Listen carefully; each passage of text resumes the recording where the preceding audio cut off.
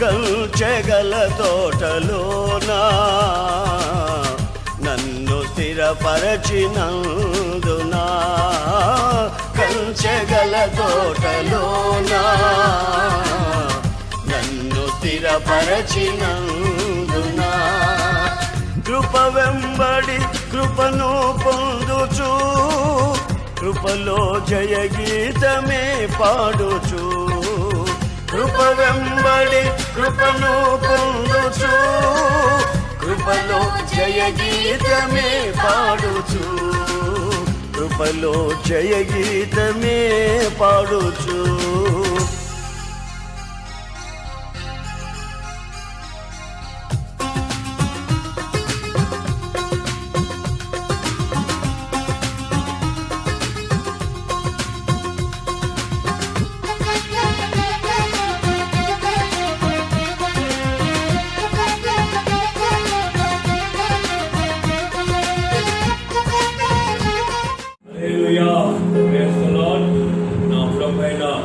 యేసుక్రీస్తు నామంలో మీ అందరికీ ప్రభుపేట వందనాలు, శుభాలు తెలియజేస్తున్నాను. దేవుడిచ్చిన ఈ దినాన్ని, ఈ సమయాన్ని ప్రభు మరి కృప దయచేయనట్లుగా, ప్రభు మనల్ని నడిపించినట్లుగా ప్రభు ఇచ్చిన ఈ దినాన్ని, ఈ సమయం బట్టి ఆయనకి సమస్త మహిమ కలుగును గాక. ప్రార్థన చేసుకొని ఈ ఆరాధనని మనము ప్రారంభం చేసుకుందాము. ప్రేమ కనికరం గల మా తండ్రి, మహోన్నతుడానికి స్తోత్రం, ఆశ్చర్యకరుడా, ఆలోచనకర్త, ఈ 9 మాసాలు నాయన నీ కృపలో అనుదినము అనుక్షణము నాయన నడిపిస్తూ, నాయన నీ కృప చేత నాయన మరి ఆదరిస్తూ బలపరుస్తూ నడిపించిన మా తండ్రి నీకే వేలాది స్తోత్రము. ఈ ఆరాధనంతయు యేసు రక్త ప్రోక్షలోంచి సమస్తము నీకు మహిమ కలుగునట్లుగా, నీకే నాయన సమస్త ఘనత కలుగునట్లుగా ఈ పాటల కార్యక్రమాన్ని నాయన, ఆరాధన కార్యక్రమాన్ని, వాక్య కార్యక్రమాన్ని నాయన యేసు రక్త ప్రోక్షలోంచి ఆత్మతో అభిషేకించి నీ నామం మహిమపరచుకోమని మహిమ ఘనత ప్రభావము నీకే చెల్లిస్తూ యేసు నామంలో అడుగుతున్నాం తండ్రి. ఆమేన్, ఆమేన్, హల్లెలూయా. Praise the Lord, praise the lord.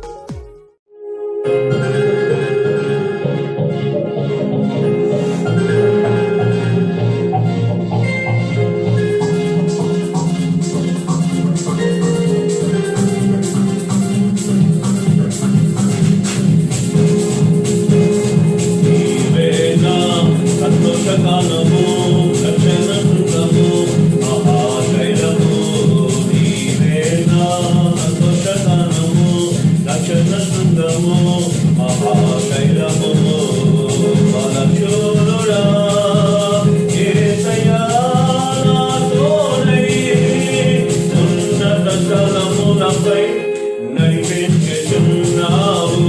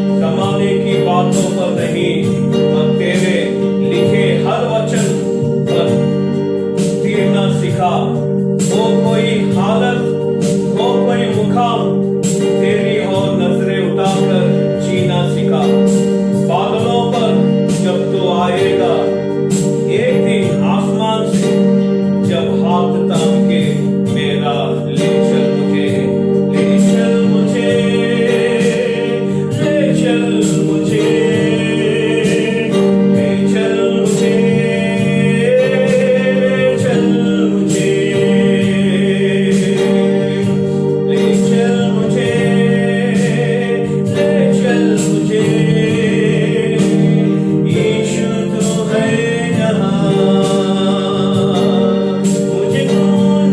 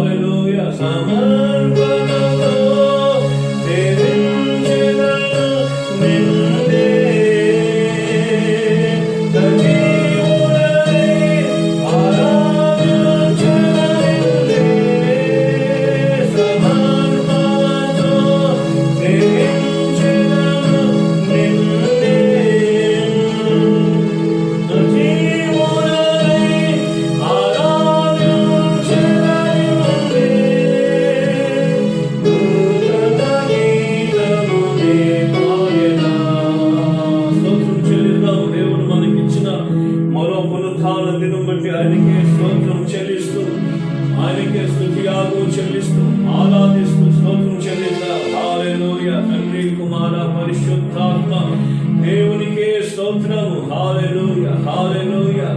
నూతన గీతము పాడడానికి సమర్పణతో సజీవంగా ఆరాధించడానికి ఇచ్చిన తండ్రి కుమార పరిశుద్ధాత్మ దేవునికే హల్లెలూయా, హల్లెలూయా, హల్లెలూయా, హల్లెలూయా, హల్లెలూయా. స్తోత్రము, స్తోత్రము, స్తోత్రము, స్తోత్రము, స్తోత్రము. తండ్రి నీకే స్తోత్రము నాయన. సజీవ లెక్కలో లెక్కించిన దేవ, సమర్పణతో నేను ఆరాధించే కృపతో నడిపించమని మహిమ ఘనత ప్రభావం నీకే చెల్లిస్తూ యేసు నామములో అర్పిస్తున్నాము తండ్రి. ఆమేన్, ఆమేన్, ఆమేన్. హల్లెలూయా. నా ప్రభువైన యేసుక్రీస్తు నామములో అందరికీ ప్రైజ్ ది లార్డ్. దేవుడు మిమ్మల్ని ఆశీర్వదించును గాక. మరో కృపను అవకాశం దేవుడు ఇచ్చినందుకు ఆయనకి మహిమ కలుగును గాక. పాటలతో ఆరాధనతో దేవుణ్ణి మహిమపరుచున్నాము.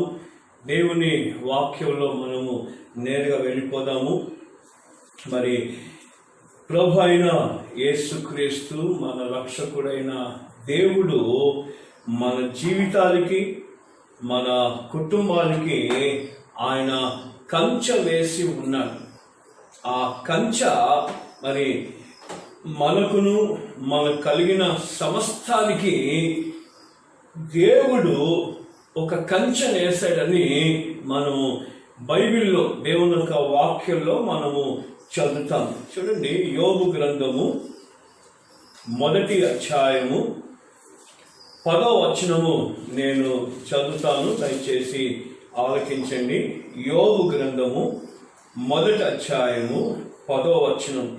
నీవు అతనికిని అతని ఇంటి వారికిని అతనికి కలిగిన సమస్తమునకు చుట్టూ కంచె వేసితివి. నీవు అతని చేతి పనిని దీవించుచుండుట చేత అతని ఆస్తి దేశంలో బహుగా విస్తరించి ఉన్నది. హల్లెలూయా. దేవునికి మహిమ కలుగును గాక. దేవుని వాక్యము యోబు గ్రంథము 1వ అధ్యాయం 10వ వచనంలో దేవుడు యోబుకిని యోబు ఆస్తికిని అతని ఇంటి వారన్నిటికీ కంచె వేశాడు అని దేవుని యొక్క వాక్యంలో మనం చదువుతున్నాం. మరి యోబు నీతిమంతుడు, యథార్థవంతుడు, న్యాయవంతుడు. మరి ఆ ఊజు అనే ఆ దేశంలోనే అతి ఘనుడుగా ఉన్నాడు యోబు. మరి యోబు ఆ దేశంలోనే అతడు ఘనుడుగా ఉన్న అతనికి కంచె ఎందుకు, ఏం అవసరం వచ్చింది? మరి ఆ రోజులో అయితే అన్ని శత్రువులు లేరు. ఆ రోజులో అన్ని రకాలైన మరి శోధనలు, లేదంటే దొంగలు, లేదంటే నరహత్య చేసే వాళ్ళు ఉన్నట్టుగా మనము చూడం. కానీ దేవుడు కంచె వేసి పెట్టాడు. మరి యోబుకి ఆ కంచె అవసరమా అని చూస్తే యోబుకి తెలియదు దేవుడు కంచె వేసాడని. అలాగనే నీకు నాకు అంటే మనకు కూడా దేవుడు ఒక కంచెలో పెట్టాడు, లేకపోతే ఒక కంచె వేసి జాగ్రత్తగా పెట్టాడు అనే సంగతి మనం మర్చిపోతూ ఉంటాం. మనం మర్చిపోయి మాటికి మరి భయపడతా ఉండి, లేకపోతే అనేక రకాలైన ఆందోళన చెందుతాం. కానీ యోబుకి తెలియదు దేవుడు కంచె వేశాడని. అపవాదికి తెలుసు, శత్రుడికి తెలుసు. ఎందుకు దేవుడు కంచె వేయాల్సిన అవసరం వచ్చిందంటే, కనబడని శత్రుడు ఉంటాడు, కనబడని అపవిత్ర ఆత్మలు ఉంటాయి, కనబడని ఎన్నో రకాలైన దయ్యపు క్రియలు ఉంటాయి, సాతాను అపవిత్ర ఆత్మలు ఉంటాయి. అవి మన కనబడవు గనుక ఏ అపాయము లేదు అనుకుంటాం. కానీ దేవునికి తెలుసు కనుక, మన ప్రభుకి మరి తెలుసు గనుక ఆయన తన ప్రజలకి తన రక్తముతో స్వరక్తంతో సంపాదించిన నీతిమంతుల్ని ఆయన కానీ, లేకపోతే ఆయన్ని అనుసరించి యథార్థంగా ఆయన్ని వెతుకుతున్న వారికి ఆయన వేసే ఉంటాడు, కంచెలో వేస్తాడు. ఎందుకంటే ఆ శత్రుడు ఎరగని కనబడని శత్రుడు ఉంటాడు. కనుక ప్రియ సహోదరి సహోదరులారా, దేవుడు నీకు కంచె వేశాడు అనే సంగతి మర్చిపోకు. ఎందుకంటే దేవుడు తన స్వరక్తంతో నిన్ను సంపాదించాడు గనుక, నీతిమంతుడిగా చేశాడు గనుక, నీవు ఆయన నీతి ధరించుకొని ఉన్నావు గనుక నిన్ను కాపాడే బాధ్యతగా ఆయన ప్రేమపూర్వకంగా ఆయన నీకు కంచె వేశాడు. అది నీకు తెలియకపోవచ్చు, నీకు కనబడకపోవచ్చు, లేకపోతే కనబడని శత్రుడు. అందుకే జకర్యా గ్రంథంలో కూడా మనం ఒక చక్కని మాట మనం చదువుతాం చూడండి. జకర్యా గ్రంథము పాత నిబంధనలో చివరి 2వ గ్రంథములో జకర్యా గ్రంథం, నేను దాని చుట్టూ అగ్ని ప్రాకారముగా ఉండును, నేను దాని మధ్యను నివసించి మహిమకు కారణముగా ఉండును. ఇదే యెహోవా వాక్కు. నేను దాని చుట్టూ అగ్ని ప్రాకారంగా ఉండును. సంఘానికి చెప్తున్నాడు, విశ్వాసితో చెప్తున్నాడు. మరి ఇంగ్లీష్లో ఏమంటుందంటే, for I said the Lord, I will be unto her a wall of fire.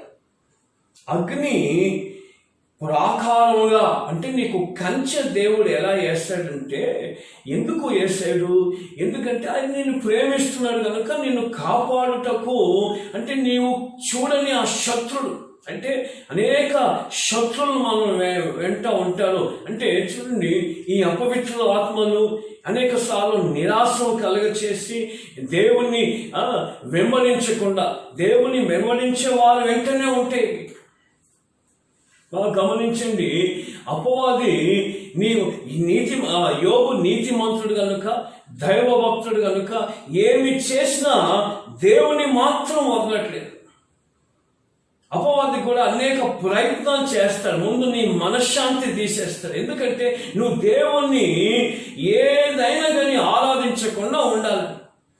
దేవుని నువ్వు అనుసరించకుండా, ప్రభుని అనుసరించకుండా, నీవు ఆయన్ని వెంబడించకుండా ఉండడానికి అపవాది సకల ప్రయత్నం చేస్తాడు. ముందు నీ మనసు పాడు చేస్తాడు. రెండోదిగా, నీ మనసు పాడైనా నీ మనసు స్థిరపరచుకొని దేవుణ్ణి ఆరాధిస్తూ ఉంటే తర్వాత నీ కుటుంబాన్ని పాడు చేస్తాడు. నీ కుటుంబాన్ని పాడు చేసినా నువ్వు దేవుని ఆరాధిస్తూ ఉంటే నీ ఆర్థిక పరిస్థితిని పాడు చేస్తాడు. నీ శరీరంలో రోగము తెస్తాడు.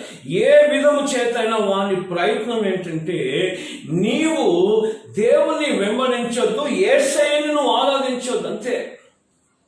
నువ్వు యేసయ్యని ఆరాధించకుండానికే నీకు కష్టాలు తెచ్చి, శోధనలు తెచ్చి, నీ అనేక రకాలైన ఆలోచనలు తెస్తాయి. ఇవి ఎక్కడో ఉండవు. కొన్నిసార్లు నీ ఇంట్లోనే పుట్టుకొని వస్తూ ఉంటాయి. ఒక్కటొక్కటి నీ దగ్గర తీసేస్తూ ఉంటాయి. ఇప్పుడు యోబు దగ్గర అన్ని తీసివేస్తే యోబు ఏమంటున్నాడు? యెహోవా ఇచ్చేను, యెహోవా తీసుకునేను, ఆయన నామం స్తుతింపబడును గాక. నేనైతే దేవుని ఎదుట యథార్థంగా ఉన్నాను, ఆయన ఇచ్చాడు, తీసుకున్నాడని దేవుని స్తుతిస్తా ఉన్నాడు. అన్ని తీసుకున్నాడు. అపవాది పోయి యోబుని మరి పతనము చేద్దామని అపవాది యోబుని అనేక రకాలుగా మరి అనేక శోధనలు పెట్టి దేవుని నుండి దూరం చేద్దాం. అక్కడ సవాల్ వేస్తాడు. మీరు ఆ యోబు గ్రంథం చదివితే అపవాది అక్కడ సవాల్ వేస్తున్నాడు. నిన్ను ఊరికే యోబు ఆరాధిస్తున్నాడా? నీవు ఆయనకు అన్ని ఇచ్చినావు కనుకనే యోబు నిన్ను ఆరాధిస్తున్నాడు. ఒకసారి అన్ని తీసుకో, నిన్ను ఆరాధిస్తాడా, నిన్ను వెంబడిస్తాడా అంటే అప్పుడు సాతాను దేవునితో సవాల్ చేస్తున్నాడు. అప్పుడు దేవుడు అంటున్నాడు, యోబు గురించి నాకు తెలుసు, యోబు ఎలాంటి వాడనే సంగతి నాకు తెలుసు అని దేవుడు సాక్ష్యం ఇస్తున్నాడు. కనుక అపవాది మరి అన్ని విషయాలు తీసుకున్నాక చూడండి, అన్ని తీసుకున్నాక కూడా యెహోవాను మాత్రము స్తుతించడం మానేలేదు. కొన్నిసార్లు మనం దేవుడు ఇస్తేనే స్తుతిస్తాము, దేవుడు కాపాడుతూనే స్తుతిస్తాము, దేవుడు మరి మనకు మేలు చేస్తేనే మంచివాడు అంటాము. దేవుడు అన్ని కాలంలో అన్ని పరిస్థితుల్లో ఆయన మంచివాడే ఉన్నాడు. కనుక మన అభిప్రాయాలు మార్చడానికి, మన ఆలోచనలు మార్చడానికి, మన ఒక మనస్సును పాడు చేయడానికి సకల ప్రయత్నాలు చేసి అపవాది దేవుని నుండి దూరం అవ్వడానికి చేస్తూ ఉంటాడు. అయినప్పటికీ యోబు దేవుణ్ణి ఆరాధిస్తూనే స్తుతిస్తూనే ఉన్నాడు. శ్రమలు వచ్చినా, తన భార్య వచ్చి తనకు చెప్పినా ఇతడేమన్నాడంటే, యెహోవాను ఒట్టి మనం మేలే అనుభవించాలా, కీడు అనుభవించొద్దా? అయినప్పటికీ నేను యెహోవాని స్తుతిస్తాను, ఆయన నన్ను చంపి వేసినా నేను మాత్రము యెహోవాను విడిచిపెట్టను అనే ఆ ప్రగాఢ విశ్వాసం, బలమైన నమ్మకంతో మరి యోబు అక్కడ మరి చెప్పినట్టుగా మరి యోబు గ్రంథంలో చదువుతాం. అందుకే దేవుడు ఏం చేస్తాడంటే యోబుకి కంచె వేశాడు, తన ప్రాణంకి హాని చేయకుండా. ఎందుకంటే సాతాను గారు నీది ఏదైనా తీసుకోగలుగుతాడు, ఏ విషయమైనా తీసుకోగలుగుతాడు, కానీ నీ ప్రాణం మీద, నీ యొక్క రక్షణ మీద అపవాదికి అధికారం లేదు. అధికారం దేవుడు ఇయ్యాడు, నీవిస్తే తప్ప. అందుకే అపవాదికి చోటు ఇవ్వకుడి అంటాడు. కనుక నా ముఖ్య అంశం ఏంటంటే, దేవుడు నీకు కంచె వేసి పెట్టాడు. కంచెగల తోటలో నీవు ఉండాలి. ఎందుకంటే కంచె కొట్టు వాణిని, కొంతమంది కంచె దాటి వెళ్ళిపోతారు. చూడండి, ప్రసంగి 10వ అధ్యాయము 8వ వచనం ఏమంటుందంటే, గొయ్యి త్రవ్వువాడు దానిలో పడును, కంచె కొట్టు వాణిని పాము కరచును. పాము అంటే ఎవరు? సాతాను గానికి సాదృశ్యం. కంచె కొట్టు వాణ్ణి అంటే కంచెలో ఉండక, దేవుడైతే నీ కంచె వేశాడు. రక్తపు ప్రోక్షణ అనే కంచె వేశాడు, రక్తపు కోటలో ఆయన కంచె పెట్టాడు. నీ ఇంటి చుట్టూ అగ్ని జ్వాలగా లేదంటే అగ్ని గోడలుగా పెట్టాడు. కానీ ఎప్పుడైతే నువ్వు ఆ కంచెలో నుండి వెళ్ళిపోతావో, లేదంటే కంచెను కొట్టి వేస్తావో, పాము అనే సాతాను గాను లేదంటే సాదృశ్యమైన ఈ పాము, సాతానికి సాదృశ్యమైన పాము కాటి వేస్తాడంట. కనుక కంచెలో ఉండాలి. నీవు కంచెలో ఉండలేదు. కొందరికి ఈరోజు ఒకసారి అంట యేసయ్య గారు ఒకరికి ప్రార్థన చేయడానికి వెళ్ళారు. ఒక గ్రామంలో ఒక కుటుంబం యేసయ్య గారిని ప్రార్థన చేయడానికి పిలిస్తే, అన్నా మాకు ప్రార్థన చేయండి, ఇంట్లో మాకు మరి కొన్ని శోధనలు వస్తున్నాయి, కొన్ని రకాలైన కష్టాలు వస్తున్నాయి అని యేసయ్య గారికి అడిగి ప్రార్థన చేయించుకుంటున్నాను. ప్రార్థన చేస్తా ఉంటే దేవుడు యేసయ్య గారికి ఆ ఇంటి చుట్టూ ఒక ఎర్రని గీత కనిపిస్తుంది. ఆ ఇంటి చుట్టూ ఆ ఎర్రని గీత సర్కిల్ లాగా గుండ్రంగా చుట్టేస్తుంది. అప్పుడు యేసయ్య గారు ప్రార్థనలో అడిగాడు, ఇదేంటి ప్రభా అంటే, నా ప్రజల్ని చుట్టూ, నా ఒక మరి స్వరక్తంతో సంపాదించిన ప్రజల చుట్టూ, వారి ఇంటి చుట్టూ నేను కంచెను వేస్తాను అన్నాడు. అంటే అప్పుడు ప్రార్థనలో ఏం చెప్పారంటే, దేవుడు ఈ ఇంటి మీదికి ఏమీ రాకుండా, అపవాదులు కంచె లోపల రానియకుండా, అపవిత్ర ఆత్మ అనేక రకాలైన పరిస్థితి ఏది రానియకుండా దేవుడు కంచేసి పెట్టాడు ఆ గృహం చుట్టూ. అలాగనే మీ చుట్టూ, మన చుట్టూ కూడా దేవుడు కంచెను వేసి పెట్టాడు. అందుకే కంచె కొట్టి వేయొద్దు, కంచె దాటి వెళ్ళొద్దు, కంచెలోనే ఉండాలి. ఆయన యెషయా గ్రంథము 5వ అధ్యాయంలో ఒక మాట మనం చదువుతాం. ఒక మంచి ద్రాక్ష తోటను ఆయన నాటాడంట. ఆయన 5వ అధ్యాయం 2వ వచనంలో ఆయన దానిని బహుగా త్రవ్వి రాళ్ళను ఏరి అందులో శ్రేష్టమైన ద్రాక్ష తీగలను నాటించెను. దాని మధ్య బురుజును ఒకటి వేయించి ద్రాక్ష తొట్టిని తొలిపించాడు. దేవుడు ఒక ద్రాక్ష తోటని నాటాడు. ఆధ్యాత్మిక సంఘం అనుకుందాము, ఆధ్యాత్మిక నీ జీవితం అనుకుందాము. దేవుడు దాన్ని ఒక ద్రాక్ష తోటని మంచిగా త్రవ్వి పనికిరాని రాళ్ళను తీసివేసి దాన్ని బాగా మరి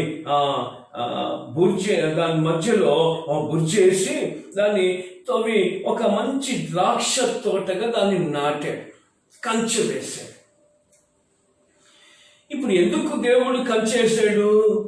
యోబుని ఎందుకు, యోబు ఇంటిని, యోబు ఇంటి వారిని, తన ఆస్తిని, సమస్తాన్ని ఏ చోట ఎక్కడ నష్టపోకుండా, ఎందుకంటే అపవాది ఏదో ఒక నష్టాన్ని తెచ్చి నీ మనసును పాడు చేయకుండా ఉన్నట్లు నీ మనసు పాడు చేసి దేవుడు సజీవుడైన యేసుని నువ్వు ఆరాధించొద్దు, నువ్వు ఆయన్ని వెంబడించకుండా ఉన్నట్లు నీ జీవితంలో అనేక రకాలైన నష్టాలు, కష్టాలు, శ్రమలు, కన్నీళ్లు, రోగాలు, వ్యాధులు ఏదో ఒక రకంగా తెస్తూ ఉంటాడు. అందుకే అవి రానియకుండానే దేవుడు నీకు ఒక కంచె పెట్టాడు, నీ మనసుకి, నీ శరీరాన్ని, కుటుంబం. అయితే యోబుకి సమస్తానికి ఆయన కంచె వేసి పెట్టాడు. అయితే ఇక్కడ ఆ యోబుని ప్రేమించాడు, యోబుని నీతిమంతుడు, యథార్థవంతుడు. ఇక్కడ ద్రాక్ష తోటకి ఎందుకు కంచేసాడంటే అది మంచి ద్రాక్షలు ఫలించాలి. ముందుగానే ఆ రాళ్ళను తీసివేశాడంట. ఒకసారి గోరంట్లలో అనుకుంటే ఓసన్న మందిరం యేసన్న గారు కొన్ని కొబ్బరి చెట్లు నాటారు. అవి నాటినాక కొద్ది రోజులు చాలా కాలం చూస్తే అవి ఎదగట్లేదు, అది సావట్లేదు. ఎంత నీళ్లు పోసినా, ఎంత ఏమి చేసినా ఆ కొబ్బరి చెట్లు మాత్రము ఎదగట్లేదు, కాయలు ఇవ్వట్లేదు, సావట్లేదు.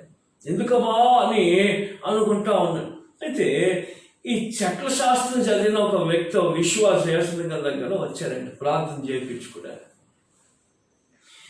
ఏదన్నా చెట్లు ఇట్లానే ఉన్నాయి అంటే అప్పుడు ఆ చెట్ల శాస్త్రం ఆయన చెప్పాడు, అన్నా ఒక గెటపారదే నేను దాన్ని చేస్తాను అన్నాడు. నేను దాన్ని బాగు చేస్తానంటే యేసన్న గారు పోయేపో, నేను ఇంత కష్టపడి దాన్ని నాటి నీళ్ళు మోస్తా ఉంటే అది ఎదగట్లేదు, సావట్లేదు. నువ్వు ఇప్పుడు ఏం చేస్తావంటే ఆయన చెప్తుంది, కాదయ్యా నేను చెట్ల శాస్త్రం నేను చదువుకున్నాను కనుక నాకు తెలిసి ఇది ఎందుకు ఎదగట్లేదు అంటే అప్పుడు ఆయన మాటలు విని ఒక గెటపార తెచ్చేస్తాడు. అప్పుడు గెటపారతో ఆ చుట్టూ తవ్వితే ఇంత పెద్ద పెద్ద బండరాయిలు వెళ్ళినాయి. ఆ బండరాలు ఉండటం వలన అది వేరు పారక, దానికి సరైన పోషణ దొరకక అది ఎదగట్లేదు. అందుకే ఆయన ఏం చేశాడంటే త్రవ్వి ఆ రాళ్ళను తీసాడు.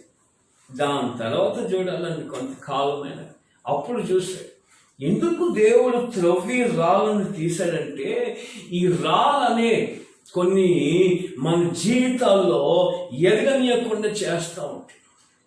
ఈ అపవాది తెచ్చిపెట్టిన కొన్ని కార్యాలు. అందుకే యోబుకి దేవుడు ఏం చేస్తాడంటే కంచె వేస్తాడు. ఇక్కడ ద్రాక్ష తోటకి ఏం వేసాడంటే కంచె వేశాడు. ఎందుకు వేసాడు? అది మంచిగా ఫలించాలి. కానీ రాళ్ళు తెచ్చి పెట్టుకుంటున్నాయి, రాళ్ళ మధ్యలో ఉంటున్నాయి. ఆ రాళ్ళు తీసి వేస్తే తప్ప అదేం కాదు, ఫలించేది. ఈ రాళ్ళంటే మీరు అర్థం చేసుకోండి, ఎన్నో రకాలైన ఆటంకాలు. కనుక నేను ఆ విషయంలో ఎక్కువ వెళ్ళకుండా వేరే విషయంలో కూడా మనము చదివితే ఇంకో చోట మనం ఉపమాన రీతిగా యేసు ప్రభు ఒకసారి చెప్తాడు చూడండి. మత్తయి సువార్త 21:33 మరి ఒక ఉపమానం రీతిగా వినుడి. ఇంటి యజమానుడు ఒకడు ఉండేను. అతడు ద్రాక్ష తోట నాటించి దాని చుట్టూ కంచె వేయించి అందులో ద్రాక్ష తొట్టిని తొలిపించి గోపురము కట్టించి కాపులకు దాన్ని గుత్తకిచ్చి దేశ సంచారం అంతయో పోయేను అంటే ఇక్కడ ఉపమానం రీతిగా యేసు ప్రభు ఒక మాట చెప్తున్నాడు. ఏమంటున్నాడంటే, ఇతడు ఒక ద్రాక్ష తోట నాటాడు, చక్కగా రాశాడు. దానికి ఒక కంచెను వేయించి, ఆల్రెడీ కంచె వేసి ఆ ద్రాక్ష తోట ఆ పనులకి ఇచ్చి ఇతడు దేశము తిరగడానికి అంటే వేరే వ్యాపారానికి వెళ్ళిపోయాడు. వచ్చినాక నాటిన ద్రాక్ష తోటలు ఫలాలు ఇయ్యాలి కదా. చూడండి, దేవుడు నీకు కంచె వేశాడు, తన స్వరక్తం ఇచ్చాడు, కంచెలో ఉండమన్నాడు. కంచె కొట్టి వేస్తే పాము కరుస్తుంది, లేదంటే కంచె కొట్టి వేస్తే అపవాది చేతిలో పడతావు. అపవాది అన్యుల చుట్టూ తిరగదు, అపవాది వేరే వారి చుట్టూ తిరగదు. యెహోవాను యేసు ప్రభుని అనుసరిస్తున్న వారి చుట్టే ఉంటాయి. వారిని ఎప్పుడు మృంగుదామా, ఎప్పుడు తినేస్తామా, ఎప్పుడు వారిని నాశనం పట్టిస్తామా అనే ఉంటుంది. అదే మీరు చూడండి, కొన్ని సంఘాల్లో మనం చూస్తాము, ప్రార్థన చేసే వారు ఉన్నారు అనుకోండి, ఎప్పుడు ప్రార్థన చేసే వారు ఉన్నారు అనుకోండి, వారి చుట్టే కొంతమంది ఉంటారు. పెద్ద ప్రార్థన చేసావు, నీ బతికే చక్కగా లేదు, పెద్ద ప్రార్థన చేసావని ఆ ప్రార్థన చేసే వారి మనసులు కూడా పాడు చేస్తారు. అప్పుడు వారేం చేస్తారు, చేసే ప్రార్థన కూడా చేయకుండా మౌనంగా అయిపోయి ఉంటారు. కారణం ఏంటంటే, ఇంత ప్రార్థన చేస్తే నా బతికే సరిగ్గా లేదే, ఇంకా వేరే వాళ్ళ బతుకు ఏం బాగవుతుందని వాళ్ళు చేసే ప్రార్థన కూడా చేయకుండా చేస్తుంది అపవాది మనుషులు వాళ్ళు. అందుకే కంచె కొట్టి వేయొద్దు. ఈరోజు తరం వారికి కంచె అంటే అస్సలు ఇష్టం లేదు, కంచెలో ఉండడం ఇష్టమే లేదు. నీకు చెప్తాను, ఒక 2-3 విషయాలు చిన్నగా చెప్పి ముగిస్తాను. మొట్టమొదటి, కంచె అంటే కంచెలో ఉండాలి, ఆ కంచె దాటి వేయు. పాట రాశారు కదా, కంచెగల తోటలో ఆయన నన్ను నాటాడని. కనుక యేసు ప్రభు దేవుడు నిన్ను ఒక కంచెగల తోటలో, ఆ కంచెలోనే ఉండాలంటే ఆ కంచె చిన్న పని ఉంటుంది. అదేంటో ఒక 3 విషయాలు చెప్తాను. మొట్టమొదటిగా, ప్రార్థన అనే కంచెలో ఉండాలి. చూడండి, విలాప వాక్యాలు 20వ గ్రంథంలో మనం చూస్తాము. విలాప వాక్యాలు 2వ అధ్యాయము 19వ వచనంలో ఏం రాస్తున్నాడంటే, విలాప వాక్యాలు 2వ అధ్యాయం 19వ వచనము, నీవు లేచి రేయి మొదటి జామున మొరపెట్టుము, నీరు కుమ్మరించినట్లు ప్రభు సన్నిధిని నీ హృదయమును కుమ్మరించుము, నీ పసిపిల్లల ప్రాణము కొరకు నీ చేతులు ఆయన తట్టు ఎత్తుము, ప్రతి విధమగు ఆకలిగొని వారు మర్చునందురు. కనుక నీవు వేయి జామునే మొరపెట్టుము. వేయి జాములో చూడండి, ప్రభు ఏమంటుందంటే, మొట్టమొదటిగా నీవు వేకు జాములోనే ప్రార్థననే కంచె వేయాలి. వేకు జాములోనే. ఇప్పుడు యోబు గురించి మనం చూస్తాం. మరొకసారి 1వ అధ్యాయం 5వ వచనంలో ఏం చూస్తాం అంటే, అరుణోదయమున లేచి యోబు ఏం చేశాడంటే, తమ పిల్లలు తమ విందు రోజున ఏదైనా పాపం చేస్తారేమో అని ప్రతిరోజు, ఎవరు చెప్పారు యోబుకి? అక్కడ మోషే లేడు, మోషే ధర్మశాస్త్రం లేదు, దేవుడు లేడు, మరి అక్కడ సంఘం లేదు, పాస్టర్ లేదు. మరి దేవుడు ఆయనకి ఇచ్చిన ఆలోచన, అరుణోదయం లేచి తమ విందు దినముల పాపం చేస్తారేమో, పాపంలో వచ్చే జీతము మరణము, నిత్య మరణం అని గ్రహించిన యోబు లేచి బలి అర్పణ చేస్తున్నట్టు ప్రార్థన చేస్తున్నాడు, తమ పిల్లల్ని కాపాడుకోవడానికి. కనుక మొట్టమొదటి కంచె ఏంటంటే ప్రార్థన అనే కంచె చాలాసార్లు మనము తప్పిపోయేదంటే ఏంటంటే ఇదే. ప్రార్థన అనే కంచె వ్యయం. అన్నీ అయిపోయినాక ప్రార్థన చేద్దాం అనుకుంటాం, అక్కడనే పప్పులో కాలేస్తాం. అన్నీ అయిపోయినాక ప్రార్థన చేద్దాం, ఫుర్సత్తుగా మరి ఫ్రీగా స్వతంత్రంగా అప్పుడు ప్రార్థన చేసుకోవచ్చులే, ఏం పనులు ఉన్నట్టే. అప్పుడే వాడు దిగుతాడు, ఎవడో బయలు కొడతాడు, సెల్ ఫోన్ కొడతాడు. అప్పుడే ఇక అక్కడ స్టార్ట్ అవుతుందా, చెప్పు చెప్పు చెప్పు చెప్పు, ఇక చెప్తానే ఉంటుంది. కథం అయిపోయింది. ఒకసారి ఒక దినకర్ గారు ఒకసారి ఒక మాట చెప్పారు. తన మ్యాగజైన్లో ఒక మాట రాశారు. ఓ సిస్టరు తీర్మానం చేసుకుందంట, ప్రభా రేపటి నుండి పొద్దున్నే 4 గంటలు లేచి నేను ప్రార్థన చేస్తాను ప్రభా, నన్ను దయచేసి నన్ను లేపు, నిద్ర లేపు, నేను ప్రార్థన చేస్తాను. ఇదిగో ఈరోజు వాక్యాన్ని బట్టి నేను తీర్మానం చేసుకున్నాను ప్రభా అని ఆమె తీర్మానం చేసుకుని పండుకున్నాడు. మన దేవుడు ఎంత మంచివాడు చూడండి, దీర్ఘ శాంతవంతుడు. ప్రార్థన చేసిన వెంటనే ఆలకించేవాడు. సరిగ్గా 4:05 మీకు మేలుకు వచ్చింది. వాచ్ చూసింది, ఓహో ఇంకా 4 కదా, ఈరోజు కాదు కానీ ఈరోజు 5 గంటలకు లేచి ప్రార్థన చేద్దాంలే అని ఆ సిస్టర్ ఏం చేసింది, సరే 4 గంటలకు పడుకో 5 గంటలకు లేచి ప్రార్థన చేస్తుంది. చూస్తే తెల్లారిపోయింది. చే ఈరోజు ప్రార్థన కాలేదు, రేపు నన్ను తప్పగా ప్రభు నన్ను లేపు, నేను ప్రార్థన చేస్తానన్న. ఆయన మళ్ళా ప్రార్థన విని దీర్ఘశాంతవంతుడు కనుక మళ్ళా 4 గంటలు వెళ్ళిపోయాడు. ఇలాగా ఒక 2-3 రోజులు అలాగనే జరిగింది. ప్రభు ఆమెని మేలుకూపు చేస్తున్నాడు, నిద్రలో నుండి లేపుతున్నాడు. అయినప్పటికీ ఈమె లేస్తుంది కానీ ఏం చేయట్లేదు, ప్రార్థన చేయట్లేదు, కంచె వేయట్లేదు. అందుకే విలాప వాక్యంలో ఏమంటున్నాడంటే, ఈ పొద్దున్నే ఏంటది, నీవు లేచి రేయి మొదటి జామున, పొద్దున్న ఎవరికి వచ్చిన బాధండి ప్రార్థన చేయమని. కనుక గమనించండి, కంచె కొట్టి వేయొద్దంటే, కంచెలో ఉండాలంటే కంచెలో ఒకటి మొట్టమొదటి ఏంటంటే ప్రార్థన అనే కంచె నీకు నాకు సంఘానికి, ముఖ్యంగా ఈ రోజులలో ఉన్న మన తరము వారికి, లేదంటే ఈ రోజులు ఉన్న వారికి ప్రార్థన అనే కంచె చాలా అవసరం. కనుక దేవుడు మరి మరలా మనకు సభలు జరిగేటట్టు, మరలా ప్రార్థనలు జరిగేటట్టు, మరలా మరి ఈసారైనా మనం మేలుకొని, ఇన్ని రోజులు ఇన్ని నెలలు ప్రార్థన లేకపోతే కొంతమంది బాధపడుతున్నారు. అయినగాని ఇంకా కొంతమంది ఇంకా భయం ఆందోళనలో ఉండిపోయి ప్రార్థన అంటేనే వీలు కావట్లేదు, మిగతా అన్నిటికీ వీలు అవుతుంది. కనుక ప్రభు రాకడ సమీపిస్తుంది.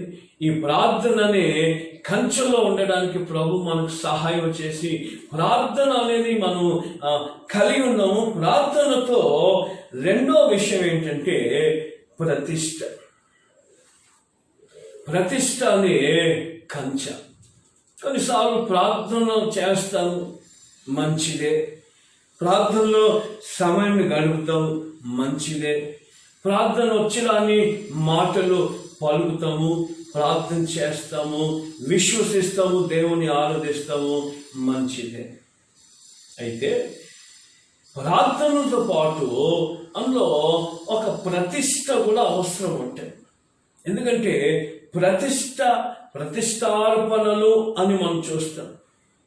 లేదంటే ప్రతిష్టార్పణలు అంటే కేవలము దేవుని కొరకే మరి బ్రతకడం.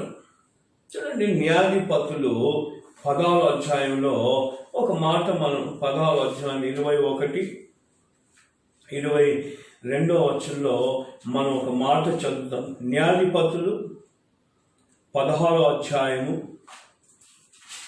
21-22 వచనంలో మనం ఒక మాట చదువుతాం. దయచేసి గమనించండి. Judges 16:21 and 22. అప్పుడు ఫిలిష్తులు అతన్ని పట్టుకొని అతని కనులను ఊడదీసి గాజుకు అతన్ని తీసుకొని వచ్చి ఇత్తడి సంఖ్యల చేత అతన్ని బంధించి అతడు బంది గృహములో తిరగలి విసురువాడాయను. అయితే అతడు క్షౌరము చేయబడిన తర్వాత అతని తల వెంట్రుకలు తిరిగి మొలుచుటకు మొదలుపెట్టెను. సంసోను ప్రతిష్టాపనమైన కుమారుడు. దేవుడు తల్లి గర్భంలో నుండే అతన్ని ప్రతిష్ఠ చేశాడు. ఏం పని ప్రతిష్ఠ చేశాడంటే సౌరపు కత్తి తన నెత్తి మీద రావదంటే నాజీరు చేయబడ్డాడు. నాజీరు చేయబడ్డాడంటే దాని అర్థం ఏంటంటే కొన్ని కార్యాలు చేయదగినవి కావు అన్నమాట.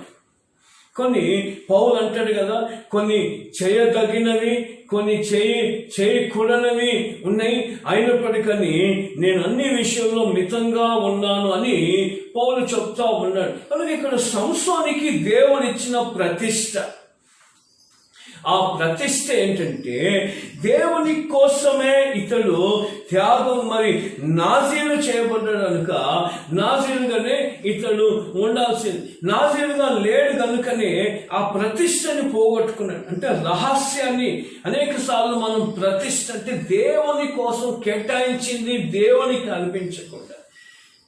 హల్లెలూయా, ప్రైజ్ ది లార్డ్, ఆమేన్. కోసము ప్రతిష్టార్పణలే కానీ ప్రతిష్టమైన మరి కార్యాలే కానీ చూడండి, ఉద్యోగం చేసే వాళ్ళు మీరు ఉన్నారు, ఎంతో ప్రతిష్టగా 8-10 గంటలు ఆ ఉద్యోగానికి, ఆ కమిట్మెంట్కి, ఆ బిజినెస్కి, ఆ పనికి మీరు ఎన్ని ఉన్నా అక్కడికి మీరు వెళ్ళిపోతారు. వర్షం ఉన్నా, తుఫాను ఉన్నా, ఎన్ని రకాలైన అనారోగ్యం ఉన్నా, మరి అది జీవనోపాధి కనుక ఎట్లయినా మనం వెళ్ళిపోవాలని ఏం చేస్తారు, అది చాలా అవసరం, మనం వెళ్ళిపోతాం, మంచిదే. మరి ప్రభు కార్యం వచ్చినప్పుడు ప్రభు రోజు ఉన్నాడు కదా, ఆయన అన్నాడు కదా, ఒకసారి ఏమన్నాడంటే ఒకరు బీదోలికి కానుక ఇస్తా ఉంటే యేసు ప్రభుకి మరి తైలాభిషేకము అత్తరు వడ్డీ తెచ్చి అభిషేకిస్తా ఉంటే, అయ్యో ఇది ఎందుకు వేస్ట్ చేసావు, ఇది బీదల్లో మరి పంచి పెట్టవచ్చు కదా అంటే, అప్పుడు ప్రభు అంటాడు, పేదవారే కానీ, బీద ప్రజలే కానీ, సామాన్య ప్రజలే కానీ ఇంకా అన్ని ఎప్పటికుంటాయి. మరి పెళ్లి కుమారుడు ఎప్పుడు ఉన్నాడు కదా. అంటే అనేక సార్లు మనము ఏం చేస్తున్నామంటే, కొన్నిసార్లు మరి దేవునికి ఇవ్వాల్సిన సమయాన్ని, ప్రతిష్ఠ చేయబడిన సమయాన్ని, ప్రతిష్ఠ చేయబడిన మన జీవితాన్ని విడిచిపెట్టేసి కంచె కొట్టి వేస్తున్నాం. ప్రార్థన లేని వలన కంచె కొట్టి వేస్తున్నాం. ప్రార్థన లేని వలన అపవాది ప్రవేశిస్తున్నాయి. ఈ ప్రార్థన లేని వల్లనే పాము కొట్టేస్తుంది. అంటే కంచెలో ప్రవేశిస్తుందంటే కంచె దాటిపోతుంది. ప్రార్థనలో ఉంటే ఆ ప్రార్థన అనే కంచెలో దేవుడు పెడతాడు. ఆయన వేసిన కంచె, ఆయన పెట్టిన ఆ కంచె ఎప్పటికీ ఆ కంచెలో ఉండాలంటే మన ఆ ప్రార్థనలో ఉండాలి. ఆయనకి ఇవ్వాల్సిన ఆ ప్రార్థన సమయాన్ని, లేకపోతే ప్రతి దినం అరుణోదయం దేవుని సన్నిధిలో మనం సమర్పించుకొని ఆ కంచెలో ఉండాలి. అదేవిధంగా ప్రతిష్ట. ఇప్పుడు సంసోను ఇక్కడ బలహీనుడు అవ్వడానికి కారణం ఏంటి? అంత బలవంతుడు బలహీనుడు ఎందుకు అయ్యాడు? కారణం ఏంటంటే దేవుడు తనకు ఉండాల్సిన ఆ ప్రతిష్టలో ఉండలేదు. అనేకసార్లు నువ్వు ఉండాల్సిన పిలుపులో, నీవు ఉండాల్సిన ప్రతిష్టలో, నువ్వు చేయాల్సిన పనిలో, నువ్వు చేయకుండా ఆ పనులను నీవు ఉండి లేదంటే ఉండక కొన్నిసార్లు ఆ ప్రతిష్టను పోగొట్టుకుంటా ఉంటున్నావు. అందుకే ఆ కంచె కొట్టివేయబడుతుంది, అపవాది ప్రవేశిస్తున్నాడు. కనుక నా ప్రియ సహోదరి సహోదరుల, ప్రతిష్టాలపైన ఆరాధన ఉండాలి. ప్రతిష్టార్పణమైన దేవుని మందిరంకి వెళ్ళేటట్టు ఉండాలి. ప్రతిష్టార్పణమైన నీ కానుక ఉండాలి. ప్రతిష్టార్పణమైన నీ జీవితం ఉండాలి. అంటే ఆఫీస్కి వెళ్ళి నువ్వు ప్రభుని మర్చిపోవద్దు. నీ ఉద్యోగం వెళ్ళి, వ్యాపారంలో వెళ్ళి, అక్కడ ఈ సొసైటీ కదా, ఈ లోకం కదా అని నువ్వు క్రిస్టియానిటీ అనే విషయం నువ్వు మర్చిపోయి ప్రవర్తించవు. కొన్నిసార్లు మనం మర్చిపోతా ఉంటాం. కొన్నిసార్లు నేను పాస్టర్ సంగతి మర్చిపోతా ఉంటాం. లోకల్లో వెళ్ళగానే లైట్లు చూసి, షోకులు చూసి, ఇవన్నీ చూసేసి అయ్యో మనం పాస్టర్ కదని సంగతి మర్చిపోయి కొన్నిసార్లు ప్రవర్తించేస్తూ ఉంటాం. గుర్తుపట్టిన వాళ్ళు గుర్తుపట్టేసి హేళన చేస్తారు, అంటే దేవునికి అవమానం చేస్తారు. కనుక నా ప్రియ సహోదరి సహోదరుల, కంచె కొట్టు వాణిని పాము కరు. దేవుడు నీకు కంచె వేసి పెట్టాడు. ఆ కంచె ఎందుకు వేసాడంటే కనబడని అపవిత్ర ఆత్మలు, కనబడని అపవాది నీ జీవితంలో, నీ కుటుంబంలో జ్వరపడకుండా ఉండడానికి ఆయన కంచె వేసి పెట్టాడు. అయితే ఎవడో ఒకడు ఏం చేస్తాడు? కంచెను పాడు చేస్తాడు. ఉంది, బైబిల్లోనే ఉంది. 80వ కీర్తనలో ఉంది. ఏంటంటే యెరూషలేము చుట్టూ గోడలుంటే, యెరూషలేము చుట్టూ దేవుడు కంచె వేసి ఉంటే ఆ కంచెల్ని ఈ మనుషులే తీసివేశారంటే. ఎందుకంటే గుంట నక్కలు ప్రవేశించి ఆ తోట, ఆ పొలాన్ని, యెరూషలేముని పాడు చేయడానికి వారున్న ఆ కంచెను కొట్టివేశారు. అందుకే అనేకసార్లు యెరూషలేము, ఇజ్రాయేలు దేవుని తోట అనే ద్రాక్ష తోట పాడైపోయిన కారణం ఏంటంటే కంచె కొట్టివేశారు కనుక ప్రతిష్ట. ఈరోజు నువ్వు ప్రభు కోసం ఏం ప్రతిష్ట చేశావు? ఏమి ప్రభు కోసం నువ్వు సమర్పించుకున్నావు? ఏది ప్రభు కోసం నువ్వు వదిలివేసావు?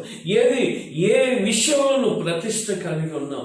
మనం క్రిస్టియన్ అండి మనం దేవుని ఆరాధిస్తున్నాము, మా పేరు క్రిస్టియన్, మా తాత పేరు క్రిస్టియన్, మా నాయన పేరు క్రిస్టియన్, మేము క్రిస్టియన్, పాలన చర్చ్ మెంబర్ అండి. మంచిదే, అన్ని మంచిదే. చర్చ్ మెంబరు, చర్చ్ క్రిస్టియన్ అన్ని మంచిదే. దేవునికి మహిమ కలుగును గాక. ఈ లోకంలో ఉన్న వరకు చర్చ్ మెంబర్షిప్ అవసరము. ఈ లోకంలో ఉన్న వరకు మరి చర్చ్ వెళ్ళాలి, ఆ పాలన చూడ మరి క్రిస్టియన్గా ఉండాలి. మంచిది, అన్ని ఇట్స్ ఆల్ ఇంపార్టెంట్. అయితే ప్రభు కోసం నువ్వు చేసుకున్న ప్రతిష్ట, ప్రభు కోసము నీవు అర్పించిన ప్రతిష్టార్పణలు అంటే నీ జీవితం యొక్క ప్రతిష్టగా మారినప్పుడే ఆ కంచెలోనే దేవుడు పెడతాడు. కంచెగల తోటలో ఏ అపవాది ప్రవేశించకుండా దేవుడు కాపాడగలుగుతాడు. మూడోది, సామెతలు గ్రంథంలో ఒక మాట మనం చూస్తాము. సహవాసంలో ఉండడం ఇష్టం ఉండదు కొందరికి.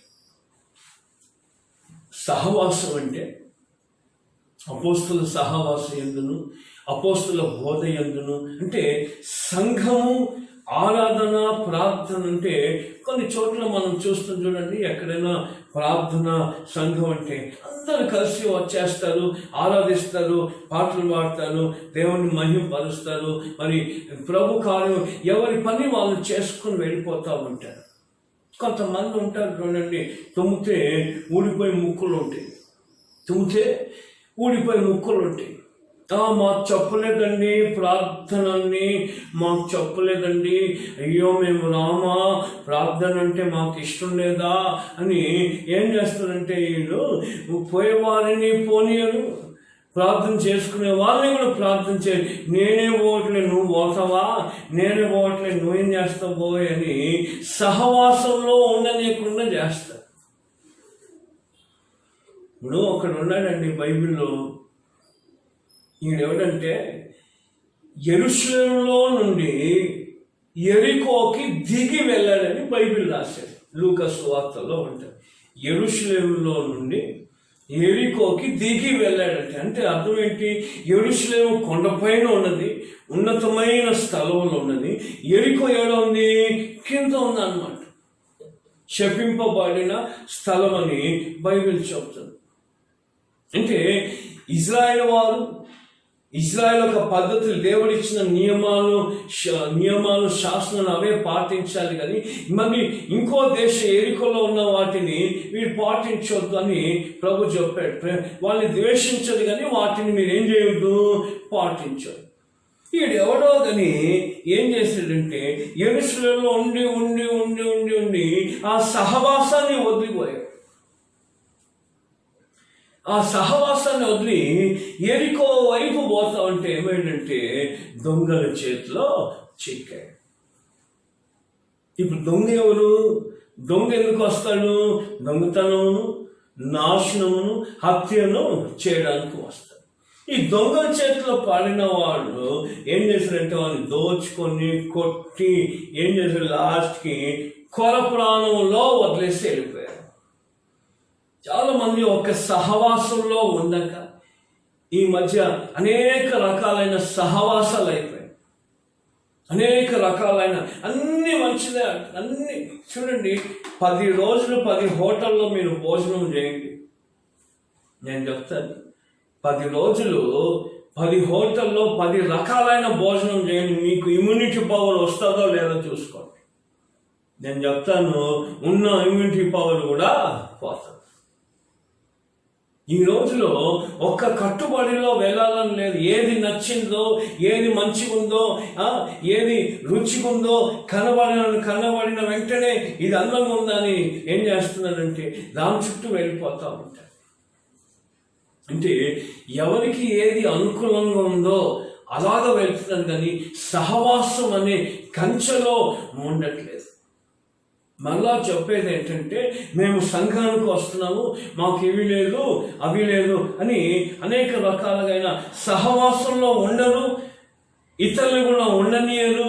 ఆ సహవాసంలో ఉండక మరి దేశ దిమ్మలు అయిపోయి అనేక సహవాసంలో వీళ్ళు ఉంటా ఉంటారు. యేసన్న గారు ఒకసారి మన సంఘానికి వచ్చి చెప్పిన మాట ఏంటంటే, టూరిస్ట్ బస్సులు ఉంటాయి చూడండి, అవి ఒక చోట ఉండవంటారు, అన్ని చోట్ల తిరుగుతూ ఉంటాయి. ఈ అన్ని చోట్ల తిరుగుతున్నాయి టూరిస్ట్ బస్సులు. ఏమైనా పవిత్రంగా ఉంటాయా, మంచిగా ఉంటాయా? అందుకే సహవాసం అనే కంచెలో ఈ యెరూషలేము నుండి ఎరికోకు వెళ్తున్న వాడు ఏం వదిలేడు, యెరూషలేము సహవాసాన్ని విడిచాడు. ఈ మధ్య చెప్పుకునేది ఏంటంటే 6 నెలల సహవాసంలో వీరు ఇప్పుడు 6 నెలలు అవసరం లేదంటే 21 రోజులు చాలంటే 21 రోజు సహవాసంలో వాళ్ళు వీరైపోతారు, వీరు వాళ్ళైపోతారు. ఒక ఆయన ఒక పిట్టని పెంచుకున్నాడు. పిట్టనంటే చిలుకని పెంచుకున్నాడు. ఆ చిలుకని ప్రతిరోజు దేవుని పాటలు వినిపించి 23వ కీర్తన వినిపిస్తే ఈ చిలుక ఏం చేస్తుందంటే ప్రతిరోజు పొద్దున్నే 23వ కీర్తన చదివి ఏదో పాట పాడుతుందంటే ఏదో దానికి వచ్చే రాగం. ఎవరో చూసేది ఈ పిట్ట చాలా చక్కగా ఉందే, దేవుని మధురమైన మాటలు మాట్లాడుతుందని ఆ ఇంటి యజమాని దగ్గరికి వెళ్ళి, ఏమండి మీ చిలుక చాలా చక్కగా పాడుతుంది, చాలా చక్కగా మరి వాక్యాలు చెప్తుంది, మా ఇంట్లో కూడా ఒక చిలుక ఉందండి, ఆ చిలుకకి కూడా మరి నేర్పించాలనుకున్న కొద్ది రోజులు మీ ఇంట్లో ఉన్న చిలుకని నేను మా ఇంటికి తీసుకెళ్ళాలన్నా అది నేర్చుకున్న వెంటనే మళ్ళీ నేర్చిస్తారంటే, అయ్యో అందులో ఏముందండి తీసుకెళ్ళండి అని తీసుకుపంపించారు. పాపం ఆయన దగ్గర ఉన్న చిలుకని తీసుకెళ్ళి ఈయన ఇంట్లో ఉన్న చిలుక పక్కన పెట్టాను. అప్పుడు చెప్తున్నాడు, రే ఈ చిలుక చెప్పే ప్రతి మాట నేర్చుకున్నాడు. వారం అయినాక ఈ చిలుక ఓనర్ ఉన్నాడే, ఈ చిలుక ఓనర్ ఏం చేశాడు, ఏమండి నా చిలుక నీకు తీసుకెళ్తాను, వారమైంది కదా బాగా నేర్చుకున్నానంటే సరే అండి తీసుకెళ్ళండి. తీసుకెళ్ళి మరునాడు ఈ చిలుక యథావిధిగా మరి పాటలు పాడుతుందేమో అనుకుంటే, దేవుని వాక్యం చెప్తుంది అనుకుంటే, ఇది పాటలు మర్చిపోయింది, దేవుని వాక్యం మర్చిపోయింది ఈ చిలుక. ఆ యజమాని అంటున్నా, ఏమైంది నువ్వు పాటలు పాడితే ఏమో అనుకుంటున్నాను, ఎందుకు ఈ పాటలు పాడే వాక్యం చెప్పట్లేదంటే, చెప్పంటే ఇక స్టార్ట్ చేసిందండి ఆ చిలుక. ఏంటి స్టార్ట్ చేసింది? అది సంస్కృతం భాష స్టార్ట్ చేసింది. పటా పటా పటా పటా పటా పటా పటా పటా ఎన్ని ఉన్నాయో అన్ని చెప్పి వాగేసింది. వాగేసరికి ఈయన గుండె ఆగిపోయింది. నీ దుంపదగా నిన్ను పోయి దానికి నేర్పించినామంటే నువ్వేం చేసావు? నువ్వు దాన్ని నేర్చుకొని వచ్చావు. ఆ ఇంటికి పోతే ఏంటండి మీ చిలుక ఏంటంటే, అవునండి మా చిలుకకి దాని తప్ప ఇంకేమీ రాదు అన్నాడు. అది అనేక సార్లు సహవాసం మారిన వెంటనే సహవాసాలు ఎప్పుడైతే స్నేహ సహవాసం, ఎప్పుడైతే సంఘ సహవాసాలు ఎప్పుడైతే ఇవి మారిపోతాయో మనుషులు కూడా ఇవి మారిపోతూ ఉంటారు. ఆ మధ్య ఎవరో ఒక సినిమా చూస్తాడు, ఏం సినిమా చూస్తాడేమో తెలియదు కానీ తన ఆటో మీద రాసుకున్నాడండి, if you are bad I'm your dad అంటే. ఏది చూసి నేర్చుకుంటున్నారు, ఏది చూసి సహవాసం పొందుకుంటున్నారంటే ఇలాగా మరి అనేకులు మరి క్రైస్తవులను. అందుకే కంచె ఆయన బయట సంగతి చెప్పట్లేదు, నీతి మంత్రులకి తన సంఘానికి తన వాటి కంచె వేశాడు. ఈ కంచె కొట్టు వారిని పాము కలుస్తుంది. కనుక నీవు కంచెలో ఉండాలంటే నీ ప్రార్థన అనే ఒక కంచె నీకు ఉండాలి, ప్రతిష్ట అనే ఒక కంచె నీకు ఉండాలి, సహవాసం అనే కంచెలో నీవు ఉండాలి. ఎప్పుడైతే ఈ కంచె ఉండదో, ఎప్పుడైతే ఈ కంచెలో నీవు ఉండవో, బైబిల్ చెప్పకే చెప్తుంది, మరి ఉట్టిగా చెప్పట్లేదు. బైబిల్ ఏదో రాయబడిన మాటలని కావు, ఏదో రాస్తాడు కదా అని ప్రసంగి రాయలేదు. అది దేవుని ఆత్మచేత రాయబడిన మాట. కంచె కొట్టు వారిని పాము కలుగు. ఈరోజు దేవుడు యోబు కలిగిన సమస్తాన్ని ఎందుకు ఆశీర్వదింపబడ్డాడు, ఎందుకు వర్ధిల్లేనంటే దేవుడు అతనికి అతను కలిగిన సమస్తానికి ఆయన కంచె వేస్తున్నాడు. కనుక దేవుడు నీ కూడా కంచె వేశాడు. నీవు ఆయన రక్తపు అనే కంచె, ఆయన శిలువ రక్తం అనే కంచెలో దేవుడు నిన్ను పెట్టాడు. ఆ కంచెలో నీవు ఉన్నప్పుడు, ఆ కంచెలో నువ్వు బ్రతికినప్పుడు, ఆ శాసనంలో నువ్వు బ్రతికినప్పుడు ఈ యొక్క కంచెయే ప్రతి విధమైన అపాయాలు, సునామీలు, అనేక రకాలైన శోధనలు, కనబడని శత్రువుల నుండి దేవుడు నిన్ను విడిపిస్తాడు. ఒక పాటలో ఉంది కదా, ఎరుపెక్కిన శత్రువుల చూపుల నుండి నీవు తప్పిస్తాడు. కనుక దేవుడు పెట్టిన ఆ కంచెలో నీవు ఉండు, ప్రార్థన, ప్రతిష్ట, సహవాసం కలిగి ఆ కంచెలో ఉండు. నిశ్చయంగా దేవుడు నిన్ను ప్రతి విధమైన ఆపదల నుండి, సాతాను తంత్రాల మంత్రాల నుండి నన్ను కాపాడును కాక. ఆమేన్. తలవస్తే ప్రార్థన చేసుకుందాం. ప్రేమ కనికరం గల మా తండ్రి, మహాగణుడానికే స్తోత్రం, మహోన్నతుడానికే స్తోత్రం నాయన.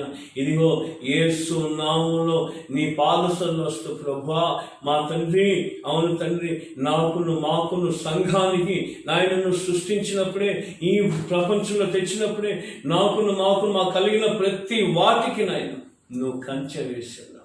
అనేక సార్లు నాయన మేము తెలుసో తెలవక మా కంచెలో నుండి వెళ్ళిపోయిన ఆయన అపవాది చేతిలో పడినా నీవు విడవక మరలా మమ్మల్ని నీ కంచెలో పెట్టగనుక నాయన నీ రాకడ పర్యంతలకు ప్రభువా మా చుట్టూ నీ అగ్ని కంచె, శిలువ రక్తపు కోటలో నాయన మా సంఘాన్ని, మా కుటుంబాన్ని, పిల్లల్ని నీ యొక్క శిలువ రక్తపు కోటలో ఉంచుమని ప్రార్థన చేస్తున్నాను.